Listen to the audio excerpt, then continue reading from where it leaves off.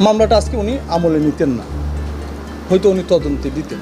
বিজ্ঞ আদালতকে আমরা সন্তুষ্ট করতে পেরেছি এবং বিজ্ঞ আদালত সন্তুষ্ট হয়েছেন বিদায় মামলাটি আমলে নিয়ে আসামির বিরুদ্ধে সমন জারি করেছে। আমলে নিলেই কি ওটাকে বিজয় বলে? আমরা এই জন্যই বিজয় বলবো, একটা অধিকার আছে যে আমলে নেওয়ার, তারও হ্যাঁ আমরা এই জন্যই বিজয় বলবো, যেহেতু আমরা একবার গুলশান থানায় গিয়েছিলাম মামলা করতে, গুলশান থানা আমাদের মামলাটা নেয়নি, যেহেতু আমরা সেখানে মামলাটা দায়ের করতে পেরেছি এবং মামলার যে প্রসিজিওর সাধারণত মামলা দায়েরের পর এটা পুলিশ তদন্তের জন্য পুলিশের কাছে এটা প্রেরণ করা হয়, কিন্তু আমাদের মামলাটা তদন্তের জন্য প্রেরণ করেনি। যে বিজ্ঞ আদালত মনে করছেন যে না, এখানে এই ঘটনার সত্যতা আছেন, তো এটাই আমরা এখন আপাতত নিজেরা বিজয় ধরছেন নিজেরাই। জি দেখেন আজকেই তো এখন শেষ হয়ে যাচ্ছে না, এখন হ্যাঁ আমরা একটু পরে মাহে রমজান শুরু হয়ে যাচ্ছে। আর কিছু